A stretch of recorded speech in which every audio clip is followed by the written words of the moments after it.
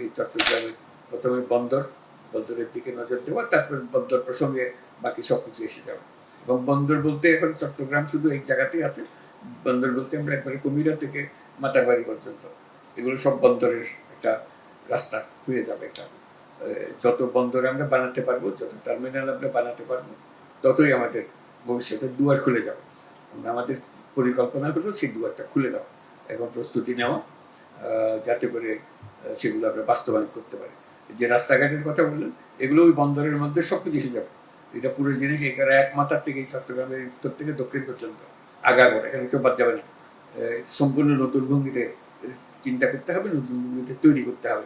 সেই যে বিশাল অর্থনৈতিক কথা আমরা চিন্তা করছি বাংলাদেশে, সে সুযোগ আছে বাংলাদেশে। এমন না যে এটা আমরা জোর করে নিজেদের বোঝানোর চেষ্টা করছি, আমরা জোর করে বোঝানোর চেষ্টা নেই, এটা বাস্তবে সম্ভব এবং সেই পথে আমরা অগ্রসর হচ্ছি। আমরা কিছুদিন আগে দেখেছেন আমরা বিনিয়োগকারীদের আমন্ত্রণ করেছিলাম, বিডা সভাপতি এখানে আছেন, উনি আয়োজন করেছিলেন যাতে করে সবাই দেশ বিদেশ থেকে এসে এখানে বিনিয়োগের জন্য প্রস্তুত হয়।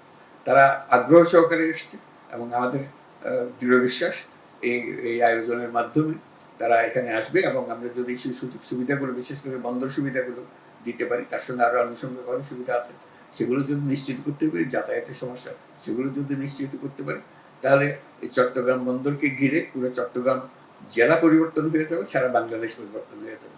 এবং সেখানে যে আজকে যেগুলো কথাগুলো বললেন সবগুলো খুব গুরুত্বপূর্ণ ভূমিকা রাখবে। রেলওয়ের ভূমিকা কি হবে তখন? তখন দেখা যাবে যে রেলওয়ে একটা মুখ্য ভূমিকা পালন করছে। এই দ্রুত আদান প্রদান আর কেউ তার সঙ্গে পাল্লা দিতে পারবে না। যখন বলে যে রেলওয়ের জমি নিয়ে আমরা আবার রাস্তা বানাবো, আমি একটু শঙ্কিত হই।